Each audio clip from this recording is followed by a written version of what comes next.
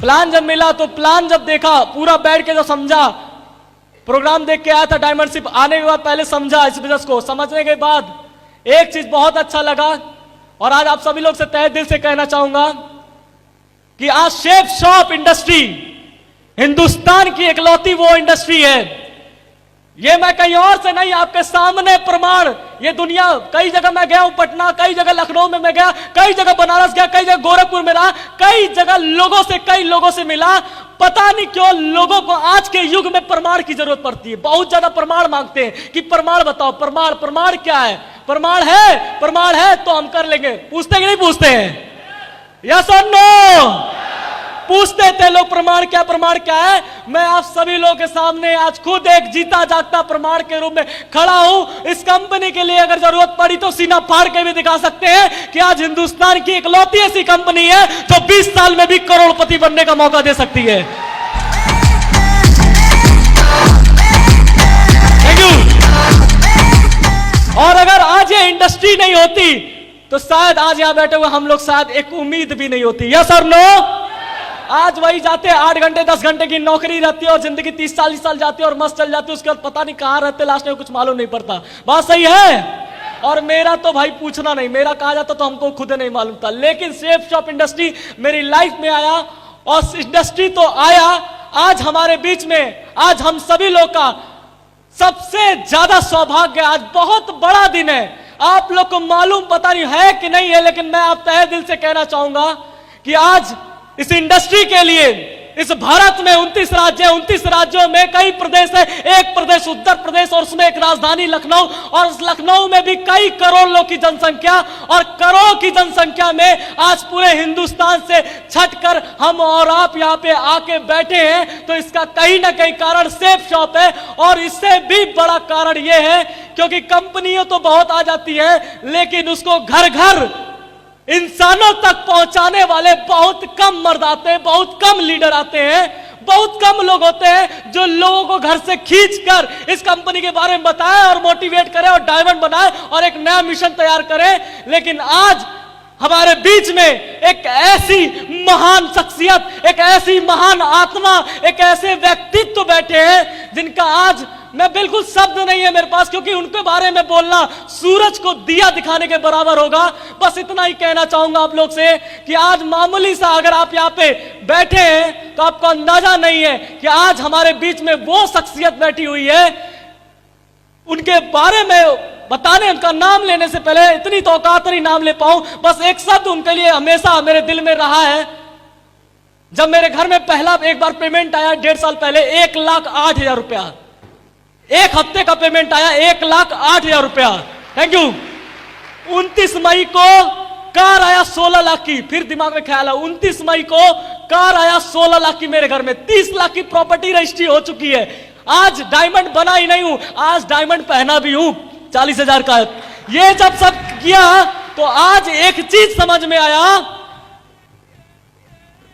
800 साल तक मुगलों से देश गुलाम था भारत, 190 साल तक अंग्रेजों से गुलाम था। कोई माइकल लाल सामने नहीं आया कि हम आए और देश को आजाद कराए, किसी को जरूरत ही नहीं थी, क्योंकि मैं ऐसा समझता हूं कि जब तक समस्या निजी नहीं बनती ना तब तक कोई घर से कदम नहीं निकालना चाहता है। Thank you.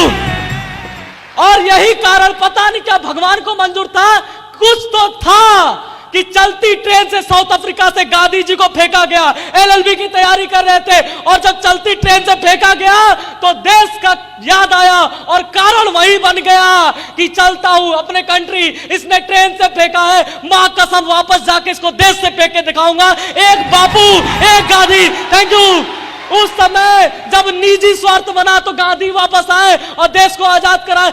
एक आदमी ने जिम्मेदारी उठाया। 800 साल तक देश गुलाम था मुगलों से, 190 साल तक देश गुलाम था अंग्रेजों से, चपे हुए थे, कोई नहीं आ रहा था, लेकिन एक आदमी आया, पूरा काफिला बन गया, पूरा देश स्वतंत्र हो गया। और स्वतंत्र इतना दमदारी तरीके से हुआ कि आज विश्व गुरु है अपना भारत। इस बात के लिए मैं जोरदार तालियां चाहता हूं।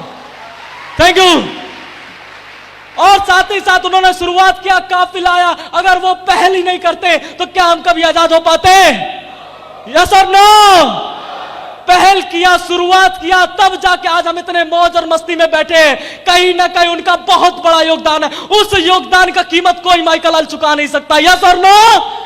बहुत बड़ी दिल था उनका, कलेजा था। उन्होंने शुरुआत किया, महावीर गौतम बुद्ध ने शुरुआत किया कि लोगों को प्रकाश, ज्ञान का प्रकाश मिलना चाहिए। लोग अंधेरे में जी रहे, घर घर जाके, गांव गांव जाके लोगों के ज्ञान की बुद्धि को विकास किया, लोगों को जगाया कि मरना सबको है, शरीर को त्यागना सबको है, सबको कुछ करके जाना चाहिए। ज्ञान की ज्योति जलाने की जिम्मेदारी, एक राजा सब कुछ पाठ त्याग कर और चला निकले, और जब एक आदमी निकला तो उसके पीछे भी काफिला निकला। इसी तरीके से महावीर स्वामी आए दुनिया को ज्ञान बांटने। ऐसे कर करके ना जाने कितने क्रांतिकारी इस भारत देश के अंदर काफी सालों से आते हैं और देश का विकास किया, लोगों के जनहित कल्याण के लिए किया।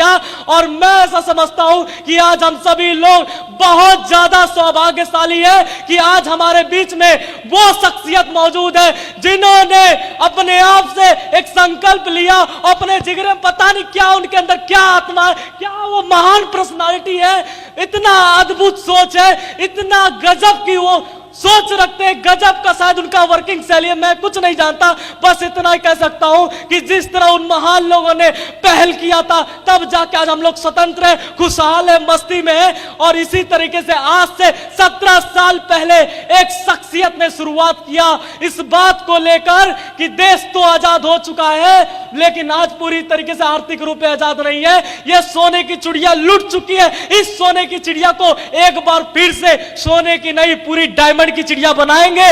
और इसकी शुरुआत, थैंक यू, इसकी शुरुआत उस पर्सनालिटी, उस महान आत्मा ने किया।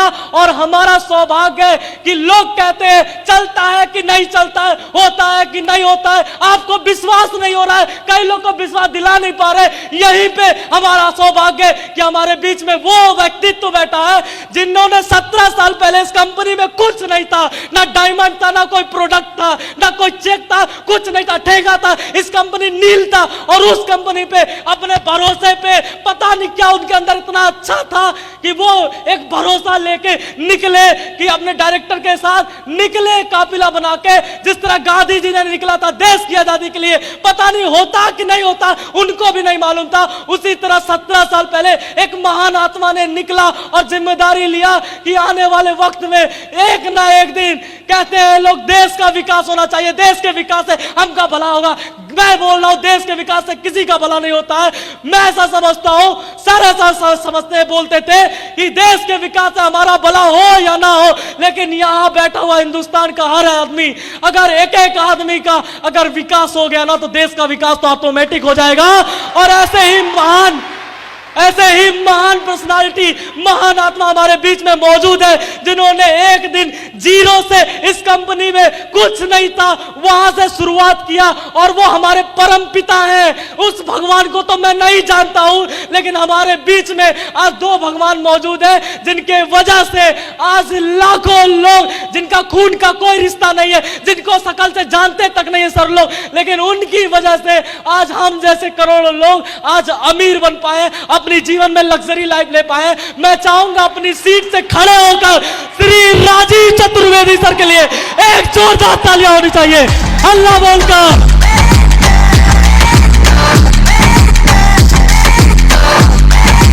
जोरदार तालियां सर के लिए।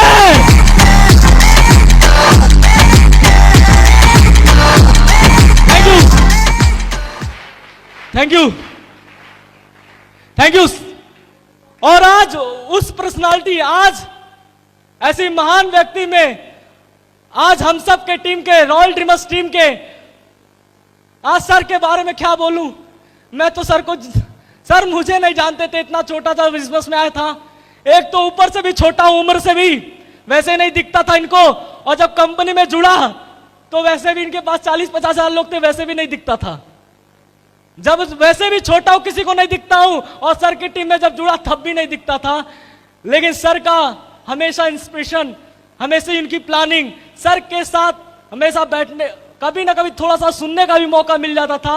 पता नहीं क्यों सर को सुनने के बाद, सर की एक बात बहुत प्रिय है है मुझे, और उसी बात की वजह से आज मेरे अंदर का कॉन्फिडेंस, लोग बोलते हैं इतना आता कहां तुम्हारे अंदर ऊर्जा, तो मैं आज आप लोगों को खुल के बताना चाहूंगा कि असली कॉन्फिडेंस, एक बार गोरखपुर में सर ने प्रोग्राम लिया था और पहली बार मैं अटेंड किया था, और सर ने जो कहा था उस बात की वजह से मेरे अंदर कूट कूट के मेरी बुनियादी कॉन्फिडेंस इतनी जबरदस्त हो गई, और मुझे लगता है अगर वो बात आज आपके साथ शेयर करूं तो आपकी भी हो जाएगी शायद। यस और नो?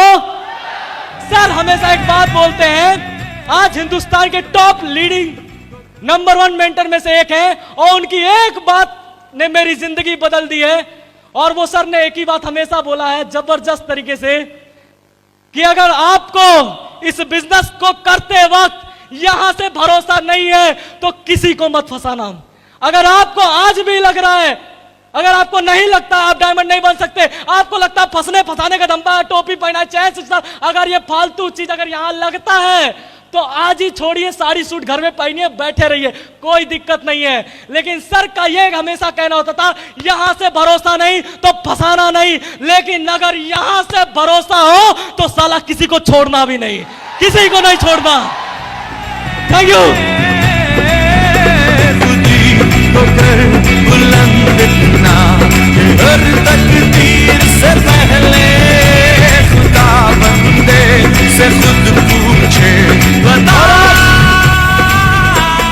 और आज उस कॉन्फिडेंस की वजह से आज ये छोटा सा बच्चा जो कभी दिखता नहीं था इस नेटवर्क के अंदर, लेकिन आज सौभाग्य कि यहां तक पहुंचाऊं, उस कॉन्फिडेंस को लेकर मैं चाहूंगा हमारे रॉयल ड्रीमर्स टीम के गॉडफादर के लिए, हमारे रॉयल ड्रीमर्स टीम के फाउंडर लीडर, हमारे रूपांतरित मेल लीडर, जहां से हमारी गंगोत्री, क्योंकि मैं समझता हूं अगर गंगा पवित्र है तो इसका कारण गंगोत्री है, क्योंकि गंगोत्री पवित्र है, जहां से गंगा निकलती है। और अगर आज हमारी टीम नंबर 1 है, अगर आज हम लोग यहां तक पहुंचे, मैं 20 साल की उम्र में डायमंड बना हूं, क्यों? अगर मैं यहां तक पहुंचा हूं तो हमारा जो सीनियर है, हमारी जो नस्ल है शुरुआती तौर की, वो दमदार है, वो मजबूत है, वो ग्रेट है, और उस great personality Shri Madhav sir के लिए एक जोरदार ताली होनी चाहिए। अल्लाह बोल के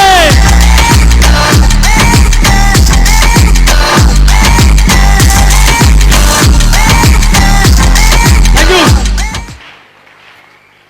और उनका तुम कायली क्या आप सभी लोग जानते हैं, उनके बारे में क्या बोलूं, जो गोरखपुर की आन बान शान है।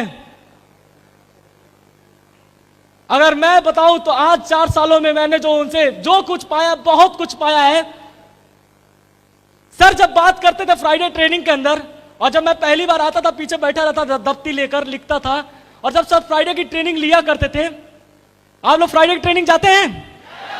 मैं फ्राइडे ट्रेनिंग जब जाता रहता था तो सब जब ट्रेनिंग लेने आते थे, इतना गजब का, मतलब जब वो बात करते थे तो एक स्पिरिचुअल बात, मतलब आध्यात्मिक तौर से अगर मैं मजबूत आज यहां हूं, क्योंकि मैं टूट जाता था, जल्दी बिखर जाता था, कोई भी बात करना था आंख से आंसू निकल आता था, कमजोर लगता था, मैं अंदर से मजबूत नहीं था बिल्कुल भी, कम उम्र था, दुनियादारी के बारे में मालूम नहीं था, बोलना चलना आता नहीं था, डरता था। लेकिन अगर मैं मजबूत हुआ हूं तो उस शख्सियत की वजह से जब भी मैं उनसे ट्रेनिंग लेता था तो अंदर से इमोशनली रूप में पूरा मुझे मजबूत करने का जो काम और जिनका श्रेय जाता है, मैं चाहूंगा हम सबके गोरखपुर की आन और बान श्री शान श्री परशुराम सर के लिए एक जोरदार तालियां होनी चाहिए।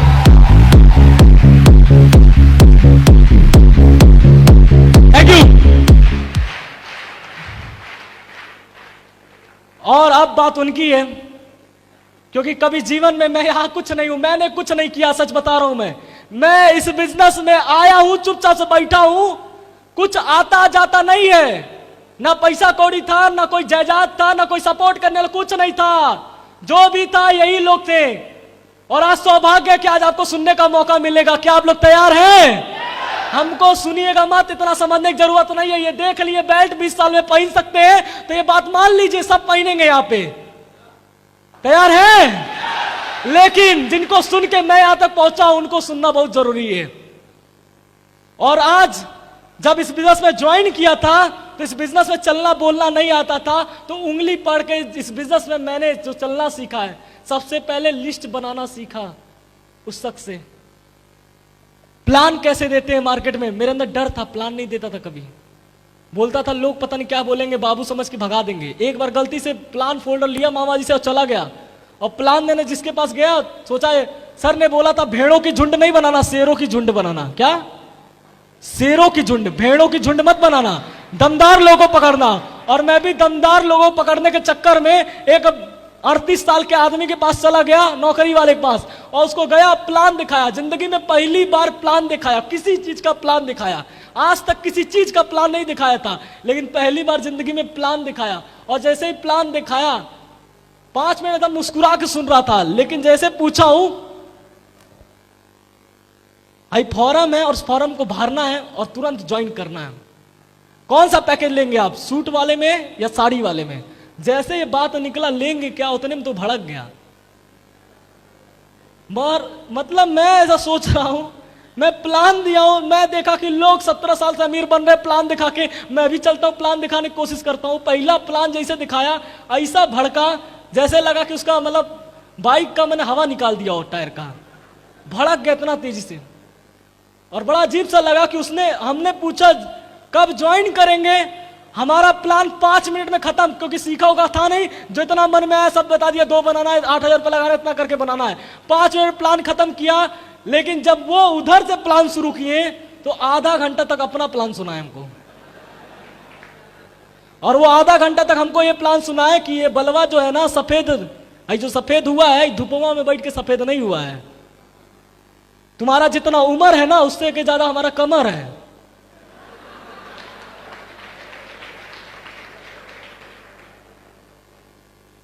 आज जो तुम काम लेके आए हो इसको सन 2002 में करके छोड़ दिए। आप विश्वास नहीं मानेंगे, ऐसा भयंकर प्लान कभी जीवन में देखा नहीं था मैं। साला 18 लाख कंपनियां हैं पूरे वर्ल्ड के अंदर, सब तरह का प्लान देखा, वीवो का प्लान देखा, एप्पल का देखा, डायमंड का देखा, सब प्लान देखा, लेकिन जब वो प्लान दिखाने में आया, वो प्लान कभी जीवन में नहीं भूला मेरे को। ऐसी सी बात सुनाए, बोला बच्चे तुझसे नहीं होने वाला, नहीं चल सकता, तू अभी बाबू है, कुछ नहीं हो सकता। जब उन्होंने इतना सुनाया तो आपको अच्छे से मालूम है यहां सभी लोग, क्योंकि इतना तो आप लोग भी अवगत हैं इस बात से, क्योंकि किस कारवा को आपने शुरू किया, इसी कारवा को 4 साल मैंने भी शुरुआत किया, आपने भी किया। रास्ता वही है, कंपनी वही है, डायरेक्टर वही है, प्लान वही, लीडर वही, बस फर्क इतना है कि मैंने 4 साल दिया है और आप अभी देने वाले हैं। यस और नो? शुरुआत किया तो वही भड़काऊ वाला कुछ सामना करना पड़ा, लेकिन मेरा प्लान मिला और बोला डटे रहो। सौरभ चौधरी तू बता, तू कर सकता कि नहीं कर सकता है? मैंने बोला कर सकता हूं, मेरा पैसा आ रहा तू देख ले। बोला हाँ मैंने सब देख लिया। सब कुछ देखने के बाद कर लिए। कई सारे दोस्त हैं जो हीरो बनते थे, बाइक पे R15 पे घूम रहे हैं, कोई कुछ घूम रहा है, सब अपने बाप के दम पे कूद रहे थे, बहुत मजा आ रहा था लोगों को, लेकिन मेरे तो थे ही नहीं, तो हम का कूदते, लेकिन कूदने का शौक था। यहां कितने लड़के बैठे हैं मेरी तरह, आज यहीं से हाई अलर्ट हो जाइए आप लोग। और मुझे उम्मीद है, किसी एक आदमी ने बोला था कि लड़के कुछ नहीं करते हैं, लेकिन उस दिन जवाब देने का मूड नहीं था, क्योंकि मैं देता तो मार हो जाता उस दिन, क्योंकि साला बात लड़के पे किया था। बोला लड़के ऐसे घूमते रहते चौराहे पे, मोहल्ले पे, कोई औकात नहीं होती लड़कों की। आए लड़के क्या पढ़ लिख के साला घर पे बाप के सर पे कूद रहे, बैठे हो बाप का पैसा उड़ा रहे, इतना बुरा बुरा बोला लड़कों को लेकर। है लड़के फालतू होते हैं लड़के। मतलब पहली बार जिंदगी में एक स्टूडेंट को इतना बेकार बोलते हुए मैंने सुना, और एक ही से नहीं सुना, जितने मिलेंगे इस दुनिया में ना, सब स्टूडेंट की कभी नहीं देखना तारीफ करते नहीं मिलेंगे। सब जितने मिलेंगे हाँ ये लड़का है घूम रहा होगा, ऐसे ऐसे क्या कर रहा होगा। तो जैसा भी आप हो, पता नहीं क्या छवि लोग बना के रखे हैं मार्केट में कि लोग उल्टा पुल्टा ही सोचते हैं, लेकिन मैं उन सभी लोग को याद दिलाना चाहूंगा कि अगर वो भगत सिंह नहीं होता तो शायद देश की क्रांति में एक कारवां नहीं बनता इतना बड़ा। यस और नो? अगर थॉमस अल्वा एडिसन ने 55 आविष्कार किया, वो भी दिन एक लड़का ही था। और जो लोग ये डायलॉग मारते हैं, मुझसे भी मारते थे तू बच्चा है, आप लोग से भी मारते होंगे जितने स्टूडेंट बैठे हैं कि तू बच्चा है, आज के बाद से उनको भी याद दिला देना कि साहब एक दिन आप भी तो बच्चे थे। यस और नो?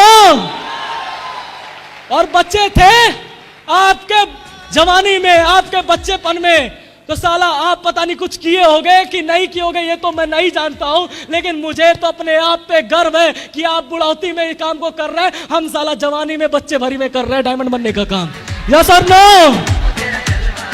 और जो उस दिन बाल दिखा रहे थे, बाल सफेद होगा धूप में बैठ के, उस समय शब्द नहीं था कहने के लिए और औकात नहीं थी कहने के लिए। माफ करिएगा जितने आप बुजुर्ग बैठे, मैं आपको नहीं कह रहा हूं, लेकिन जिन लोगों ने बोला था ये बाल धूप में बैठ के सफेद नहीं हुआ है, उस समय कोई जवाब नहीं था और समझ में नहीं आता ये बाल का पैसे से क्या लेना देना।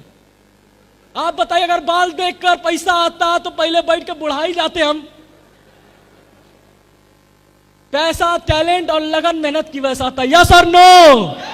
और जिसने बोला था बाल सफेद होता है धूप में बैठ के, ऐसा उस समय एक चीज याद आता है हमेशा मुझे कि अगर आज के कलयुग में, आज के इस विकसित देश के अंदर डाई के जमाने में किसी का बाल अगर सफेद हो जा रहा है तो आप बताइए इससे बुरा क्या होगा।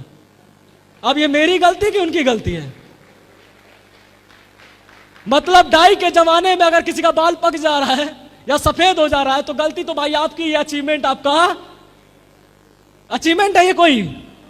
तो मैं तो उसमें लफड़े में पड़ा नहीं, किसी के राय मशवरे में काम करता रहा, अपलाइन का साथ मिला, मेरे सभी मेंटर और सबने, जिसने सबसे ज्यादा साथ दिया ग्राउंड लेवल पे मदर अपलाइन, क्योंकि मुझे दो चीज बताई गई थी। एक होता है मदर अपलाइन जो आपके ग्राउंड लेवल पे रह के प्लान दिखाना, फॉलो करना, ड्रीम लिखवाना, आपको हर वक्त पे आपको मोटिवेट थोड़ा थोड़ा करता रहता है, वो होता है मदर अपलाइन। और दूसरा अपलाइन होता है मेंटर अपलाइन, जो आपको दिखेगा तो नहीं, हर वक्त वो आपको दिख नहीं सकता, लेकिन असली गाइडलाइन, जब भी कोई दुविधा, कोई असमंजस में आप रहेंगे तो एक्टिव अपलाइन का रोल जरूरी नहीं है कि वही नैया पार लगाएगा, वो आपको हेल्प कर रहा है वही काफी है। लेकिन एक हमारे बिजनेस में होता है मेंटर अपलाइन, जो वहां पे जब हम बिल्कुल थक जाते, खत्म होते, तब वो वहां पे काम आता है, हमें सही गाइडलाइन देता है और हमारी जिंदगी बदलता है।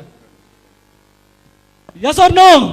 और मुझे मेंटर अपलाइन के रूप में महागुरु श्री परशुराम सर, मौका मिला उनके गाइडलाइन में रह के काम करने का, मेरा सौभाग्य है। मामूली सा छोटा सा बंदा हूं उनकी टीम का, ज्यादा तो नहीं, थैंक यू।